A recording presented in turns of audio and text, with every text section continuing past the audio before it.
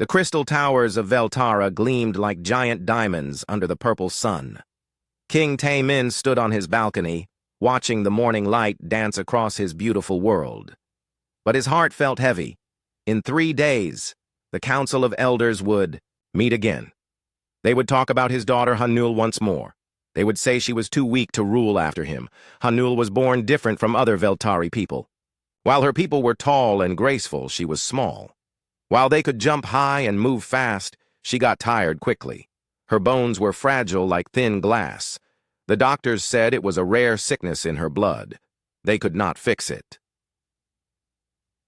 In the Veltari world, only the strong could be king or queen.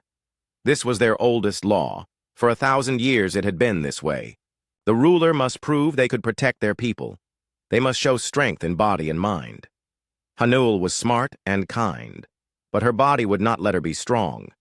King Taemin loved his daughter more than all the stars in the sky. He watched her try so hard every day. She practiced with swords until her hands shook. She tried to run fast but fell down. The other young Veltari could do these things easily. Hanul could not. It broke the king's heart. The castle healers tried everything. They gave Hanul special medicines. They used light therapy and sound healing. Nothing worked. Her body stayed weak. The Council of Elders grew more worried each day. They whispered that maybe Prince Hyun Sik from the eastern lands should be the next ruler instead. Deep in the castle dungeons, a different kind of problem sat in a dark cell. Jaewook was his name. He was human. 3 months ago, his ship had crashed on Veltara. He was trying to save some human prisoners from space pirates. His mission failed. Now he was trapped here. Most Veltari had never seen a human before. They heard stories about humans from other worlds. The stories said humans were wild and violent. They fought too much. They never gave up, even when they should. Other alien races called humans crazy because they would not surrender, even when losing badly. Jaewook did not look very scary sitting in his cell. He was not as tall as the Veltari guards. His skin was darker than theirs. His body was thick with muscles, but he seemed tired. He had been a soldier on Earth. He knew how to train people to fight. He knew how to make weak people become strong. But now he was just a prisoner, waiting to see what would happen to him. Every day, the guards brought him food and water. They were always careful around him. They had heard the stories about human strength, too. One guard told another that humans could run for many hours without stopping. Another guard said humans could lift things 3 times heavier than themselves. Jaewook heard them talking. He did not say anything. He just waited. King Taemin visited the dungeons one night. This was very unusual. Kings did not come to see prisoners, but Taemin was desperate. He looked at Jaewook through the bars. "You are the human," the king said in the common space language. Jaewook stood up slowly. "Yes, your majesty. I have heard about your people. You are fighters." "We fight when we must," Jaewook replied. King Taemin was quiet for a long time. Then he said, "My daughter needs to become strong. Our healers cannot help her. Our trainers cannot help her. Maybe your people's ways are different." Jaewook was surprised.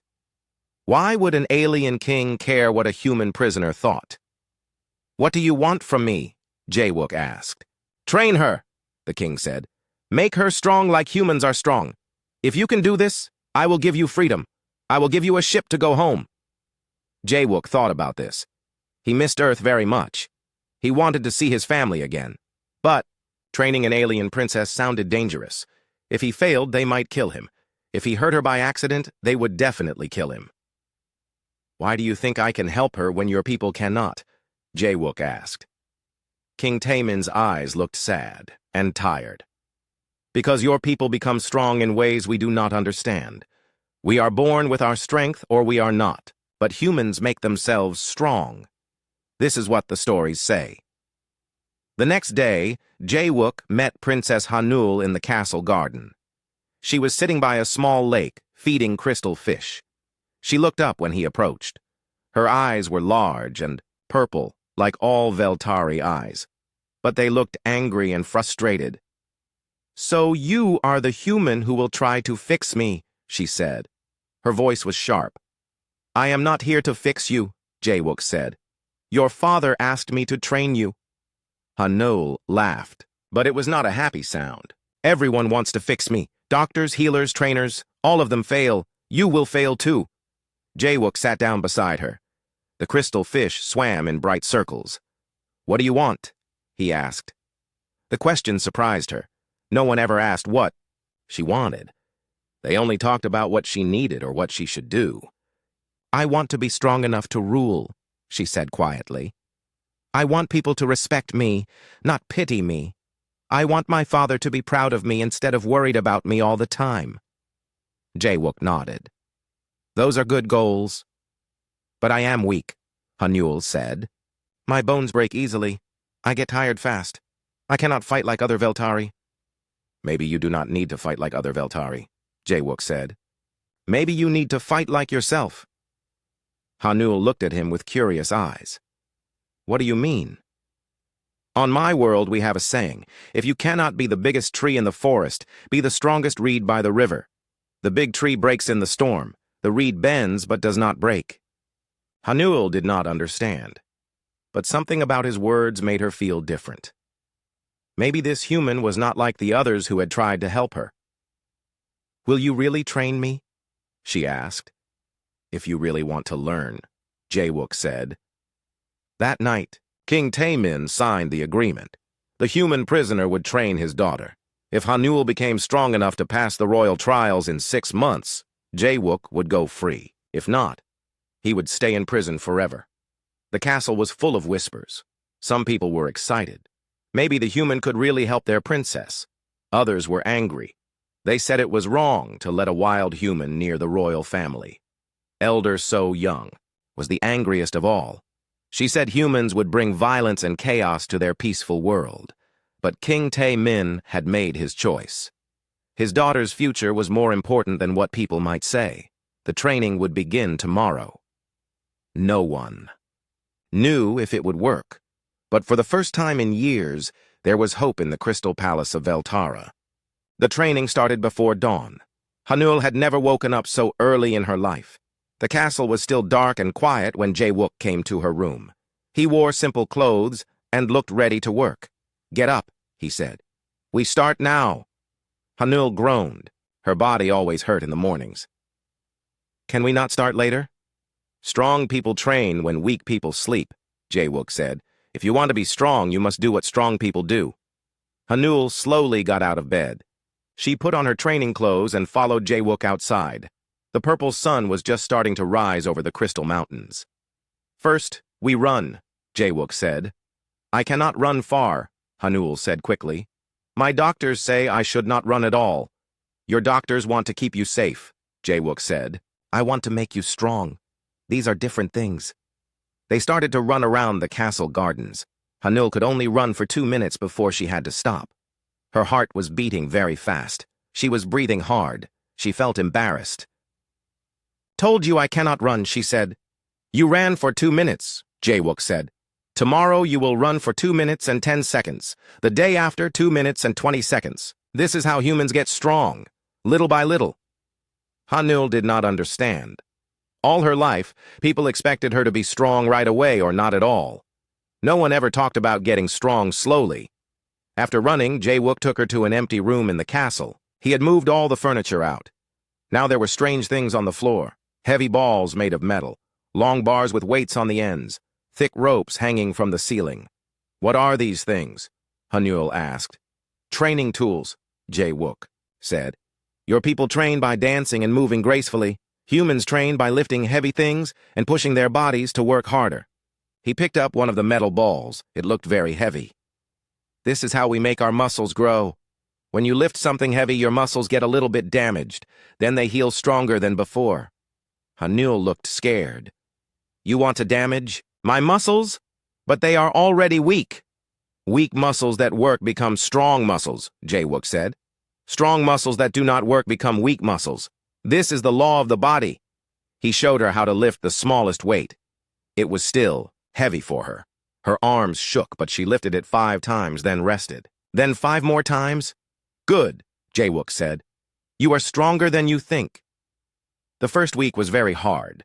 Hanul's body hurt in new ways. She was sore from lifting weights. Her legs ached from running. She wanted to quit many times. But Jawook was always there, telling her to try one more time. Just one more.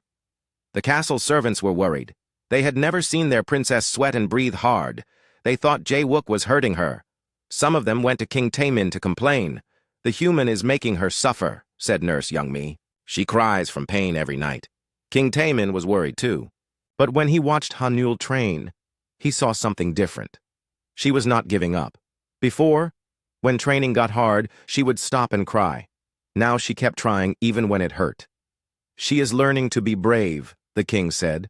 "Pain can be a teacher if we listen to it." But not everyone agreed. Elder So Young came to the castle with other important people from the council. They were very angry. "This is not our way," Elder So Young said. "We do not torture our children to make them strong. We do not learn from humans how to be civilized." "What civilization?" Jawook asked when he heard about this. He was teaching Hanul how to climb a rope. "You people are so civilized that you will let your princess fail because you are afraid of hard work." Hanul was hanging from the rope, trying to pull herself up. Her arms were shaking with effort. "I am not giving up," she said through gritted teeth.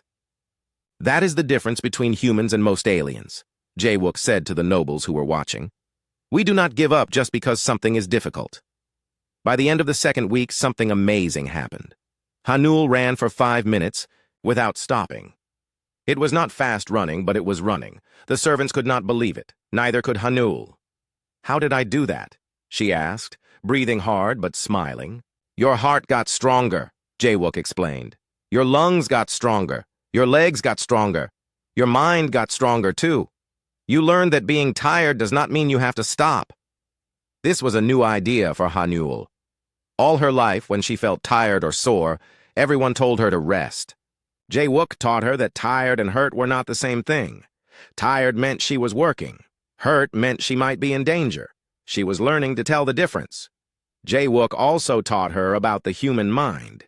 He told her stories about human soldiers who marched for days without food, about human athletes who trained until their bodies screamed for rest, about ordinary humans who did impossible things because they refused to quit.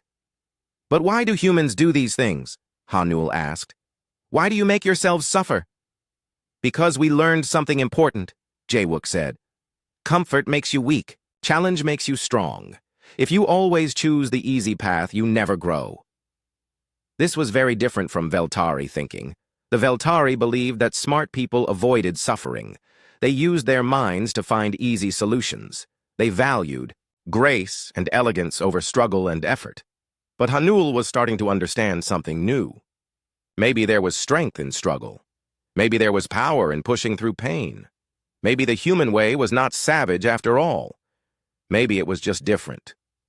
In the third week, Jawook taught her about fighting, but not the kind of fighting the Veltari knew. Veltari combat was like dancing. It was beautiful and smooth. Fighters tried to look graceful while they moved. Human fighting was different. It was ugly and practical. It was about winning, not looking good. "Your people fight like they are performing for an audience," Jawook said. "Humans fight like our lives depend on it." He taught her simple moves. How to punch correctly so she would not hurt her hand. How to use her whole body to make her punch stronger. How to duck and dodge instead of trying to block attacks. "I am still too weak," Hanul said after practicing. "Even if I punch correctly, I cannot hit as hard as a strong person." "Then do not try to hit as hard," Jawook said. "Hit smarter. Hit where it hurts most. Hit many times instead of trying to knock someone down with one punch." He showed her pressure points on the body, places where even a light touch could cause great pain. He taught her how to use someone's own weight against them, how to make a bigger opponent fall down by pulling instead of pushing. "This is not fair fighting," Hanul said. "Fair fighting is for sports," Jawook replied.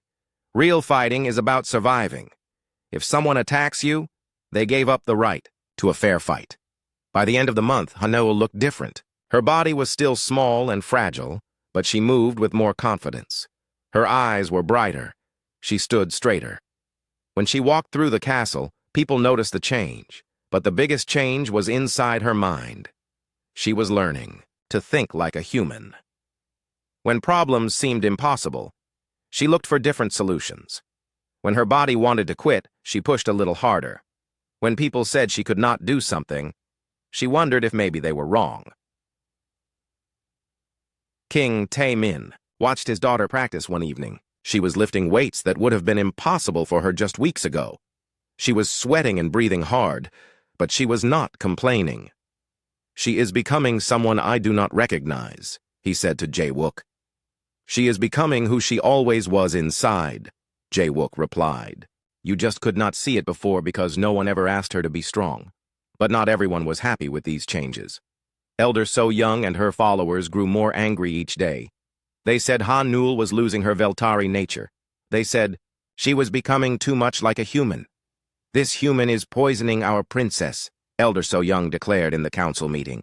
"He is teaching her violence and brutality. This is not what a queen should learn." The arguments grew louder. Some people supported the king's decision. Others wanted the human training to stop immediately. The whole kingdom was starting to divide into two sides. Ha-Nul heard about these arguments. At first they made her sad. She did not want to cause problems for her father or her people, but Jae-wook gave her different advice. "People fear change," he said. "Even good change scares them. Do not let their fear stop you from becoming strong." Ha-Nul decided he was right. She would keep training, no matter what anyone said. She was finally learning to be strong, and nothing would make her stop now. 3 months into training, bad news arrived at the castle. A messenger ship landed in the royal courtyard, carrying official papers from the Eastern Dominion. Prince Hyun-sik was coming to visit. He wanted to take the proving trials early. "King," Tae-min read the message with a heavy heart. The proving trials were supposed to happen when Ha-Nul turned 21, still 2 years away. But the law allowed any royal family member to request early trials if they thought the current heir was not fit to rule. "He knows about Ha-Nul's condition," the king said to his advisor. "He thinks this is his chance to take the throne." Ha-Nul was practicing sword work when her father told her the news. She had been getting better with weapons, but she was still not as good as a normal Veltari warrior. Now she would have to face her cousin, who was trained by the best fighters in the eastern lands.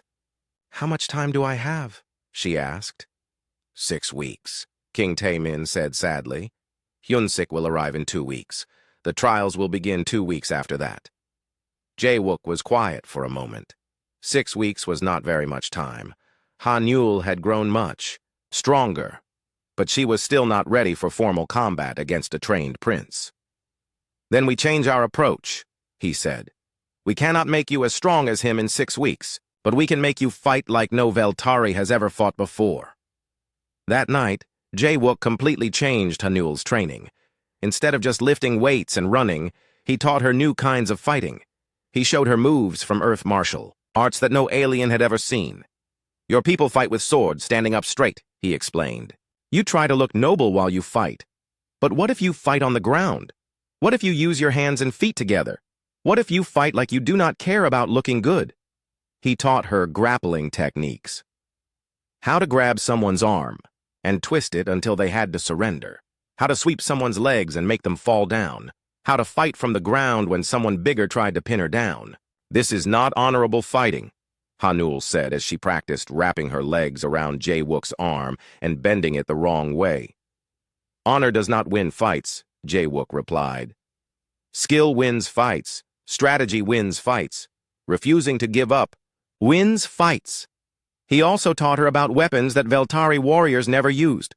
Small knives that could be hidden, throwing stars that could distract an enemy, ropes and chains that could tangle someone's sword. "But these will not be allowed in the trials," Ha-Nul protested. "The trials have rules about what weapons you can bring," Jae-wook said, "but they do not have rules about how you use your mind." Word of the new training spread through the castle. The servants whispered about the strange sounds coming from the training room. Crashes and thuds and grunts that did not sound like normal. Sword practice. Elder. So-young was more angry than ever. She gathered her supporters and went to see King Tae-min. "Your Majesty, this has gone too far," she said. "The human is teaching our princess to fight like a savage beast. She rolls on the floor like an animal. She makes sounds of pain and anger. This is not how royalty should behave. This is not how Veltari royalty has behaved before, the king agreed. But maybe that is why we need something new. You are letting this human destroy our culture, Elder So Young said. When Prince Hyun-sik arrives, he will see what has happened to Hanyul. He will tell everyone in both kingdoms that our princess has lost her mind. King Taemin looked tired. Perhaps she has, perhaps we all have. But she is stronger now than she has ever been. If that is madness, then I choose madness over weakness. When Prince Hyun-sik arrived, the whole castle watched from windows and balconies. He came with a great ship and many servants. He was tall and handsome, just like a prince should be. His armor was polished bright. His sword was beautiful and expensive. Hanul watched from her training room window. Beside her, Jae-wook was wrapping her hands for practice. He looks like a real prince, she said quietly. Looking like something and being something are different, Jae-wook said. You look like a weak princess, but you are becoming a strong warrior. Appearances lie. That evening there was a great feast to welcome Prince Hyun-sik. Hanul had to attend wearing her finest dress and jewelry. She sat at the high table with the other royals, smiling politely while everyone talked. Prince Hyun-sik was charming and confident. He told stories about his victories in training. He spoke about his plans to unite the eastern and northern kingdoms under strong leadership. Everyone seemed impressed with him. Cousin Hanyul, he said during the feast, I hope you are prepared for the trials. I know they will be challenging for someone with your special circumstances. Hanul felt anger rise in her chest. The old Hanul would have looked down at her plate and said nothing. But months of human training had changed her. I am ready, she said simply. Prince Hyun-sik smiled. I am glad to hear it. I would hate for the trials to be too easy. After the feast, Hanul went back to her training room. She was so angry that she hit the practice dummy harder than ever before. Good, Jae-wook said, watching her. Use that anger. Human fighters know how to turn anger into power. I want to beat him, Hanul said, breathing hard. I want to show him that I am not weak. Wanting to win is good, Jae-wook said. But you must be smart about it. He is bigger and stronger. He has trained longer. If you try to fight him the same way he fights, you will lose. Over the next 2 weeks, they worked on strategy. Jae-wook taught Hanul to study her opponent. He showed her how Prince Hyun-sik moved when he practiced in the courtyard. They watched how he held his sword, how he stepped, where he looked during a fight. He fights like all Veltari fighters, Jae-wook observed. He expects his opponent to fight the same way. He has never faced someone who fights like a human. The day before the trials began, Hanul felt nervous. She had grown much stronger and learned many new skills, but she was still smaller than her cousin. Her bones were still fragile. If he hit her with his full strength, she could be badly hurt. I am scared, she admitted to Jae-wook. Good, he said. Fear keeps you alive. But do not let fear control you. Use it to make you more careful, more focused. What if I lose? Then you lose fighting like a warrior instead of giving up like a victim, Jae-wook said. But I do not think you will lose. You have something he does not have. What is that? You have learned to never give up. You have learned to find strength when you think you have none left. You have learned to think differently than everyone expects. These are human gifts now. Use them. That night, Hanul could not sleep. She walked out to the garden where she used to feed the crystal fish. The fish were still there, swimming in their bright circles. But she was not the same person who used to sit here feeling sorry for herself. Jae-wook found her there in the darkness. Tomorrow people will see what you have become, he said. What if they do not like what I have become? Hanul asked. Then that is their problem, not yours, Jae-wook replied. You cannot control what other people think. You can only control what you do. Hanul looked at her reflection in the water. Her face looked different now. Harder, more confident. Her eyes held a light that had not been there before.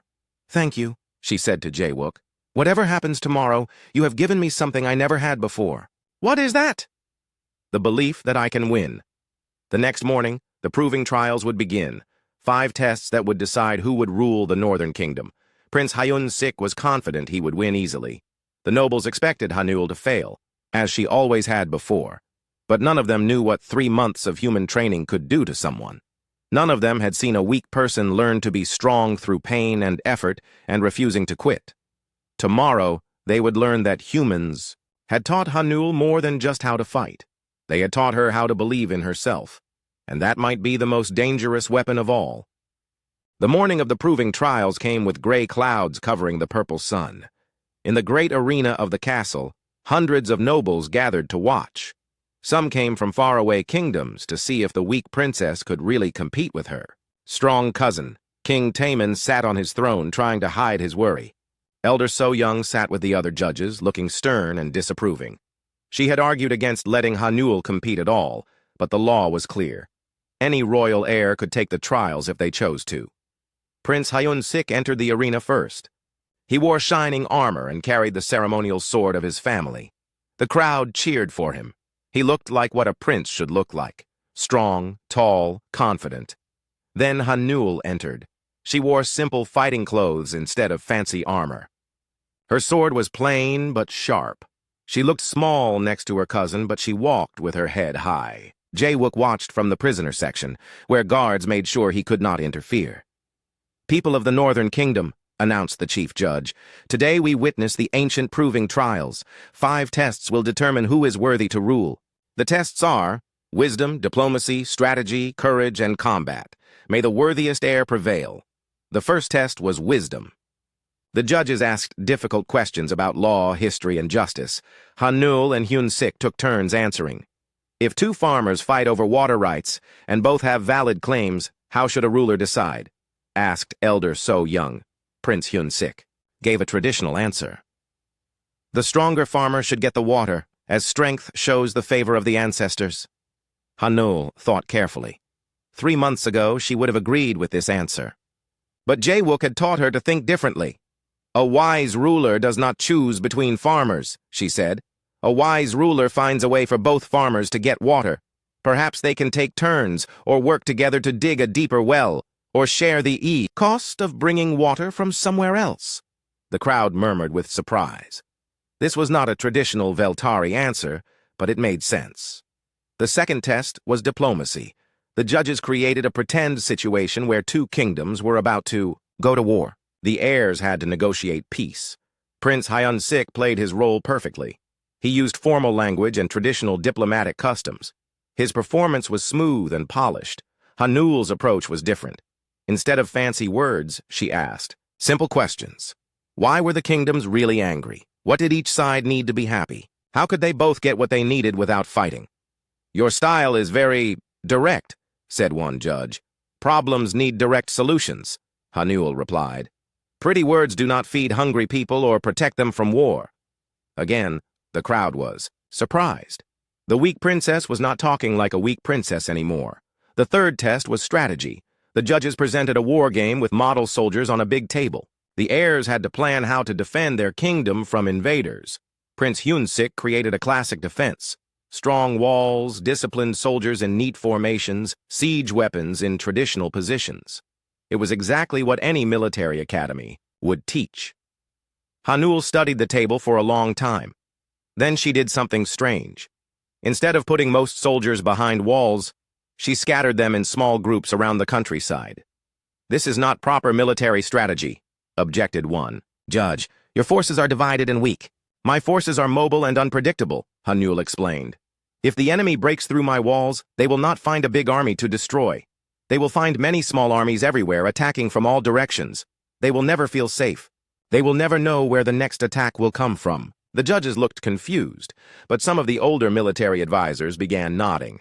This was guerrilla warfare, something the Veltari had never considered before. By now, people in the crowd were talking excitedly. Prince Hyun-sik was still winning, on points, but Hanul was not failing as everyone expected. She was thinking in ways that surprised even the judges. The fourth test was courage. This test was different for each heir, designed to face their greatest fear. For Prince Hyun-sik, they brought out a dangerous beast from the mountain caves. He had to approach it and place a collar around its neck without weapons or armor. Hyun-sik completed this task well. He moved carefully but confidently. The beast sensed his calm and allowed him to place the collar. The crowd cheered. For Hanul, the test was crueler. The judges knew her greatest fear was public failure and humiliation. They made her stand alone in the center of the arena while Elder So Young listed all her weaknesses and failures in front of everyone. Princess Hanul has weak bones that break easily, Elder So Young announced. She gets tired faster than children. She has never won a single combat in her life. She needs help to lift heavy objects. She is not fit to rule strong people. Every word was designed to break Hanul's spirit.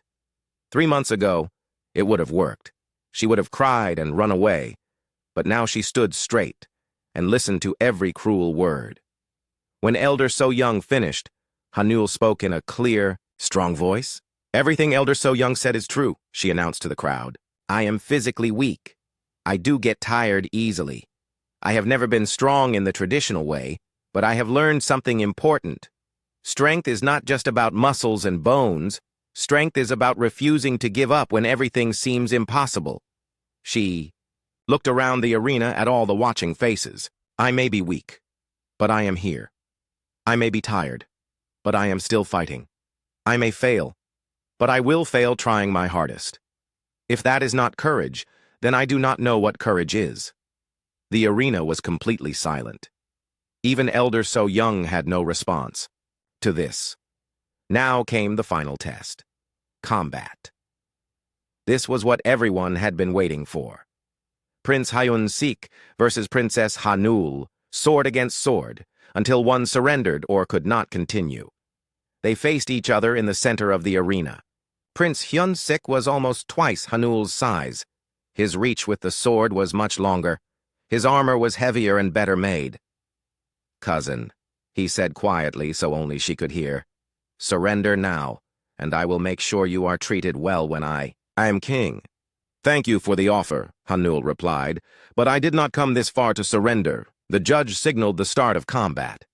Prince Hyun-sik attacked first, using the classic Veltari opening move. His sword moved in a beautiful arc toward Hanul's shoulder, but she was not where he expected her to be.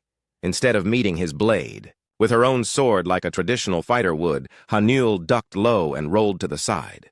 This was not how Veltari fought. The crowd gasped in confusion. Hyun-sik turned to face her again, but Hanul was already moving. She did not try to match his elegant sword work. Instead, she fought like Jae-wook had taught her.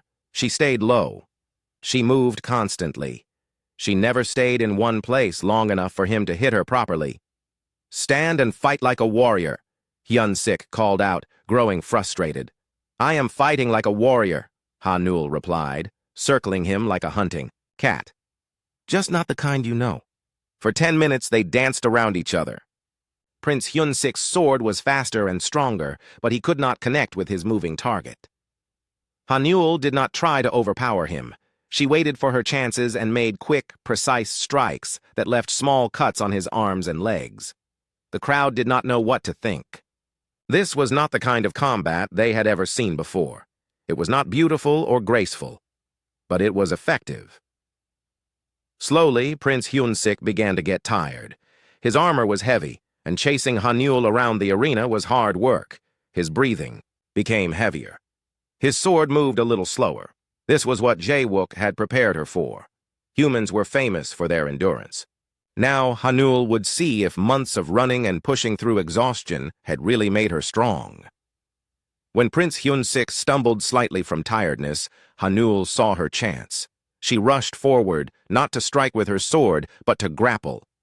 She grabbed his sword arm and used her whole body weight to twist it, just like Jae-wook had taught her. Prince Hyun-sik was shocked. No one had ever tried to wrestle him during sword combat. He dropped his weapon and tried to throw Hanul off, but she held on like a human would. She wrapped her legs around his arm and bent it backward until he cried out in pain. "Surrender," she said through gritted teeth. "This is not honorable combat!" Prince Hyun-sik gasped. "This is effective combat," Hanul replied, applying more pressure. The arena erupted in chaos. Some people cheered for Hanul's unexpected victory. Others shouted that she had cheated by not fighting properly. The judges argued among themselves about whether her techniques were legal. Finally, Elder So Young stood up. "This combat is invalid," she declared. "Princess Hanul has not fought according to our ancient traditions. She has used savage human methods that have no place in royal trials. King Tai-min stood up as well. The rules say combat continues until one fighter surrenders or cannot continue. They do not specify how the fighters must move or what techniques they can use. But this is not our way, Elder So Young protested. Perhaps our way needs to change, the king said firmly. The argument continued for an hour. Half the nobles supported Hanul's victory. The other half supported Elder So Young's protest. Prince Hyun-sik sat holding his sore arm, unable to believe. He had been defeated by his weak cousin. Finally, the chief judge made a decision. The combat was unusual. The second combat was set for noon the next day, but it never happened. At dawn, emergency sirens wailed across the Crystal City. Enemy ships filled the sky like angry metal birds. The Cathvar Empire had come to Veltara. The Cathvar were nothing, like the peaceful Veltari. They were a race of warriors who conquered worlds for sport. Their ships fired red beams that melted the beautiful crystal buildings. Their soldiers wore black armor and carried weapons that could cut through stone. King Tai-min rushed to the war room with his generals. The reports were all bad. The Cathvar had landed armies at 3 different places. The Veltari defense forces were retreating everywhere. The enemy was moving toward the capital city. "How long do we have?" the king asked. "Maybe 2 days," General Minho said sadly. "Our weapons are not made for real war. We have trained for ceremonies and sport, not for battle against an army that wants to kill us." Prince Hyun-sik stepped forward. "I can lead our forces. I am the strongest warrior here. Against these enemies, traditional strength may not be." "Enough," King Taemin said. He looked around the room until his eyes found Jae-wook. "Human, your people know about real war. What should we do?" Jae-wook studied the war maps. The Cathvar strategy was simple and effective. They were attacking in 3 places to divide the Veltari forces. Then they would crush each group separately. "Your generals are thinking like this is a formal duel," he said. "The Cathvar are thinking like this is a hunt. You cannot beat hunters by following dueling rules." "Then what do we do?" asked General Minho. "We make them hunt us in places where we choose the battlefield," Jae-wook said. "We hit them fast and disappear before they can hit back. We make them afraid to split up. We turn their strength against them." Elder So Young spoke up angrily. "We will not take war advice from a savage human. This is our world to defend." "Then defend it," Jae-wook said simply. "But when your people are dying because you were too proud to learn, remember that I offered to help." Hanul had been listening quietly. Now she stepped forward. "I will lead a group of volunteers," she said. "Jae-wook can teach us how humans fight real wars. Maybe we can slow down the enemy while the main army prepares." "Absolutely not," Elder So Young said. "You are just a girl who has learned some tricks. War is for real soldiers." "Then where are your real soldiers?" Hanul asked. "They are running away from the enemy. Maybe it is time to try something different." King Taemin looked at his daughter. A few months ago, she would never have spoken so boldly to the Council of Elders. Now she stood like a leader ready to fight for her people. "How many volunteers do you have?" he asked. 50 palace guards have agreed to try the human methods," Hanul said. "They are young and willing to learn." It was not many soldiers, but it was better than nothing. The king gave his permission. For the next day and night, Jae-wook taught Hanul and her volunteers everything he could about guerrilla warfare, how to set traps and ambushes, how to attack supply lines instead of fighting the main army directly, how to make the enemy afraid by striking when they least expected it. "The Cathvar are stronger than you," he explained. "They have better weapons and more soldiers, but they do not know this world like you do. They do not know where to expect attacks. Use this advantage." Hanul's group moved out before dawn. They traveled through secret paths in the crystal forests that only locals knew. Their target was the enemy supply convoy bringing fuel and ammunition to the main Cathvar army. The attack went perfectly. Hanul led half the group to block the road with fallen trees. When the convoy stopped, the other half attacked from both sides. The Cathvar soldiers were caught completely by surprise, but the real surprise was Hanul herself. In actual combat, all her training came together. She moved like water, impossible to pin down. When Cathvar soldiers tried to shoot her, she was already somewhere else. When they swung their energy swords at her, she ducked under their arms and struck back. The Kethvar had never fought anyone like her. She did not stand and trade blows like a traditional warrior. She struck fast and moved away before they could respond. She used every dirty trick Jawook had taught her. The convoy was destroyed in 15 minutes. Hanul's group disappeared back into the forest before enemy reinforcements could arrive. They had won their first real battle. News of the victory spread quickly. The impossible had happened. The weak princess had defeated trained enemy soldiers. More volunteers came forward to learn the human fighting methods. For 3 weeks, Hanul's growing army harassed the Kethvar forces. They attacked supply convoys. They destroyed communication equipment. They set traps on roads and paths. The enemy could never rest or feel safe. The Kethvar commander, General Kartek, grew frustrated. "These Veltari fight like cowards," he complained. "They will not face us in honorable battle." "Maybe they are smarter than we thought," his aide suggested. Meanwhile, the main Veltari army was learning too. Prince Hyunsik swallowed his pride and asked Jawook to teach him human tactics. The traditional generals studied the reports of Hanul's successes and began to understand that this new way of fighting might actually work. The final battle came when the Kethvar decided to attack the capital city directly. They brought their biggest ships and most powerful weapons. They expected the Veltari to meet them with a traditional army formation that they could easily destroy. Instead, they found empty streets and silent buildings. The Veltari had evacuated the civilians and hidden their forces throughout the city. When the Kethvar army entered the capital, the real fight began. Hanul led the attack from the rooftops. Her warriors dropped down on enemy soldiers like falling stars. They used ropes and grappling hooks to swing between buildings. They threw explosives from windows and balconies. Prince Hyunsik attacked from the tunnels below the city. He had learned to abandon his formal fighting style and embrace the chaos of real war. His soldiers emerged from sewers and basements to strike at the enemy's rear. The Kethvar found themselves fighting a battle they did not understand. Every street was a trap. Every building held hidden enemies. They could not use their superior firepower without destroying the city they wanted to capture. General Kartek tried to retreat to his command ship, but Hanul was waiting for him. She had climbed up the outside of the ship using techniques Jawook taught her. When the general reached his bridge, she was already there. "Surrender your forces," she told him, pointing her sword at his throat. "You are just a small female." General Kartek sneered. "I do not surrender to weak opponents." "Then you have not been paying attention," Hanul said. The fight between them was short. General Kartek was bigger and stronger, but Hanul fought with everything she had learned. She used his size against him in the small space of the ship's bridge. When he tried to overpower her, she redirected his force and sent him crashing into the ship's controls. When the general's own soldiers found him defeated by the small Veltari princess, they lost their will to fight. The invasion collapsed within hours.